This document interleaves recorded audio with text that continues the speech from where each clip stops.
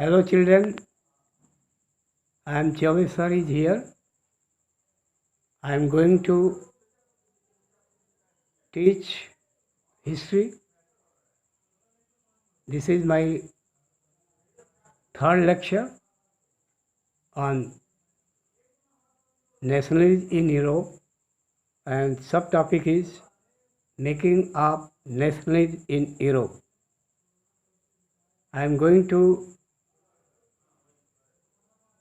explain you that if you look at the map of world in 18th century Europe, you will find that there were no nation state as we know today.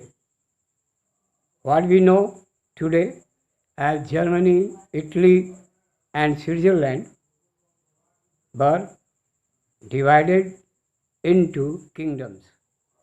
That's why they are not nation states, because they are kingdoms. So these kingdoms, duchies, cantons, whose rulers had their autonomous territories. Eastern and Central Europe were under autocratic monarchies. Within their territories of which lived diverse people. Different people lived there. They did not see themselves as sharing a collective identity or a common culture. Often they even spoke different language and belonging to different ethnic group. For example, the Habsburg Empire that ruled over Austria-Hungary was a patchwork of that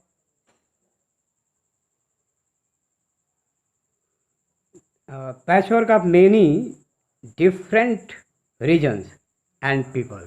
तो ये भिन्न भिन्न लोगों के और reason का एक गठजोड़ था.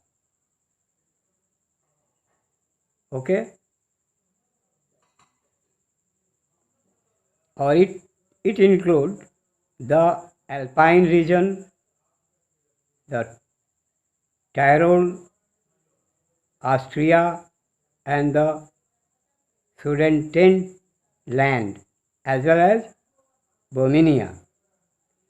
There the aristocracy was predominantly German speaking. तो जहाँ तक इसमें अल्पाइन रीजन में ट्रायल, ऑस्ट्रिया, सुडेटेनलैंड, साथ ही साथ बोहेमिया, जहाँ जो एरिस्टोक्रेसी थे, कुलीन तंत्र के लोग थे, वो जर्मन स्पीकिंग पीपल थे. It also included Italian speaking provinces of Lombardy and Venetia. So in Hungary, half of the people spoke Magyar language, while the other half spoke a variety of dialects.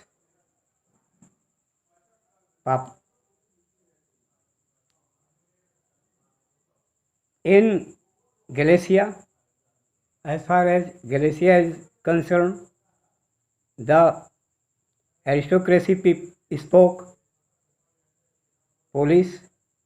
Beside these, their dominant group there also lived within the boundaries of the empire. तो इन सारे के boundaries के पास जो, इस empire के पास जो state थे या in Galicia, the aristocracy people, police, beside these three dominant groups, there also lived within the boundaries of the empire. और वो 3 ग्रुप थे और ये it was a mass of people, Bohemia and Slovak on the north, Slovenes in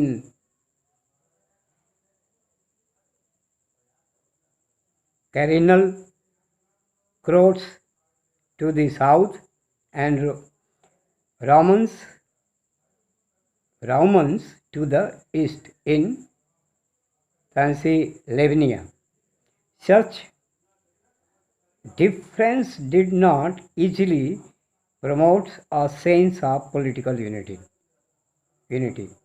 The binding these diverse groups together was common allegiance to the emperor.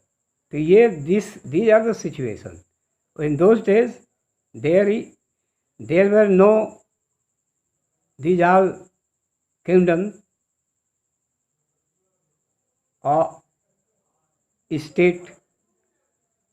Status, यानी ये सब state की series में नहीं आते थे, सब डिफरेंट थे, डिफरेंट पीपल, डिफरेंट उनकी आइडियोलॉजी और डिफरेंट लैंग्वेज ही बोलते थे। केवल एक ही था कि इस अंपायर में आने वाले जितने भी किंगडम थे या टेरिटरीज थी, वो एक ही उसमें बात यूनिटी को लेकर के देखी जा सकती थी कि ये लोग केवल एम्परर के प्रति निष्ठावान थे। Thus this group together was a common allegiance to the emperor. तो common allegiance to the emperor, emperor के प्रति उनकी निष्ठा जरूर थी, लेकिन बाकी different language, different culture, different tradition और डिफरेंट स्पीकिंग डायलेक्ट्स। तो these are the situation of in Europe. अब move forward, next topic, the aristocracy and new middle class. तो एरिस्टोक्रेसी दैट इज अ कुलीन तंत्र और मध्य क्लास में क्या था। तो socially and politically landed aristocracy was the dominant class on the continent. अब हम देखते हैं कि सोशली एंड पॉलिटिकली, सामाजिक रूप से भी और राजनीतिक रूप से भी जो वहाँ का एरिस्टोक्रेसी ग्रुप था वो एक डोमिनेंट क्लास था पूरे यूरोपियन कॉन्टिनेंट के अंदर। The members of the class were United by a common way of life. और ये लोग क्या थे, एक जो जीवन शैली थी, एक जैसी जीवन शैली थी, उससे एक तरह से एक सिमिलरिटीज दिखाई देती थी that cut across regional division को। दे ओन्ड, तो they owned estates in the countryside, estate that is property. तो इनकी property countryside means here village, गांव में भी थी, कंट्री साइड में प्रॉपर्टी थी, and also in town houses. और houses that is a you can say buildings या हवेली, वो शहरों में हवेली थी, गांव में बहुत बड़े कल्टिवेटेड लैंड थे इन एरिस्टोक्रेसी पीपल के हाथ में। ये सारी चीज़ें जो थी वो अभी जैसा I mention earlier some name of the kingdoms, वो उसमें इस एरिस्टोक्रेसी लोगों की सिचुएशन थी। These people spoke French. So generally they spoke French for purpose of diplomacy. कोई अगर राजनीतिक स्थिति पर बात कर लेती तब, एंड इन हाई सोसाइटी या उच्च वर्गों में ये लोग जब दे स्पोक तो then they spoke French language. Their families were often connected by ties of marriage. काफ़ी डिफरेंट था लोगों में, लेकिन कुछ हद तक इस एरिस्टोक्रेसी जो उच्च वर्ग के लोग थे वो टाइज ऑफ मैरिज से बंधे हुए थे। इनके परिवार वैवाहिक संबंधों से जरूर एक दूसरे से बंधे हुए थे। This powerful aristocracy was however numerically a small group. ये एरिस्टोक्रेसी लोग न्यूमेरिकली अगर संख्या का आधार पर कहें तो they are very few. The majority किसकी थी? तो the majority of the population was made up of the peasantry. तो पीजेंट्री से अधिक उनकी पॉपुलेशन बनती थी, अर्थात जो खेतीहर मजदूर थे, खेती करने वाले कामगर थे, वर्कर्स थे, उनकी पॉपुलेशन एरिस्टोक्रेसी पीपल से अधिक थी।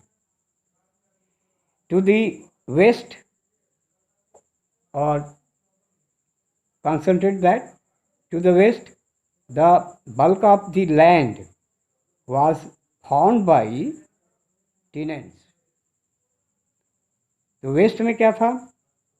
a large land was cultivated by the tenants, जो एक तरह से किराए पर, रेंट पर भूमि लिए थे, जमीन लिए थे, वो करते थे खेती।